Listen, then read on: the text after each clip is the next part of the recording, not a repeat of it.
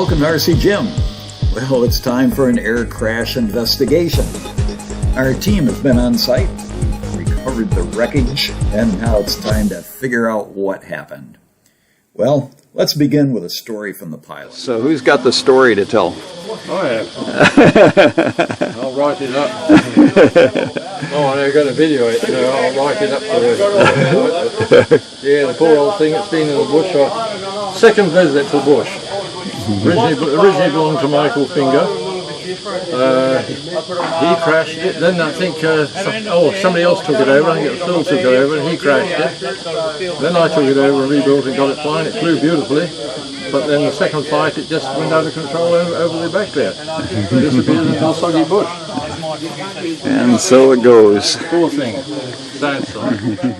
Well, naturally, our investigators had to look into this in detail to see just exactly what happened to big old Bighorn here, or whatever it is. He certainly had some problems, and he seems to be dripping a bit. What is going on here? Yeah. It's all in the tip. It'll take a while to soak through the ribs. Yeah. Get back to the... Now you have to stop for a second, but It's all in there. there's something in there, folks. Here you go. Walker doesn't like getting wet.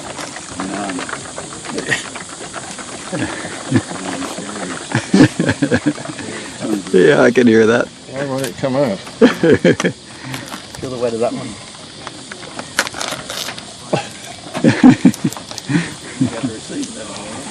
Oh. It's a good receiver. Yep. When you want to break this stuff, it's impossible. Yep. That stuff fails. Ants. The other time, yeah. When you take cut and put it in the car, or take Ants.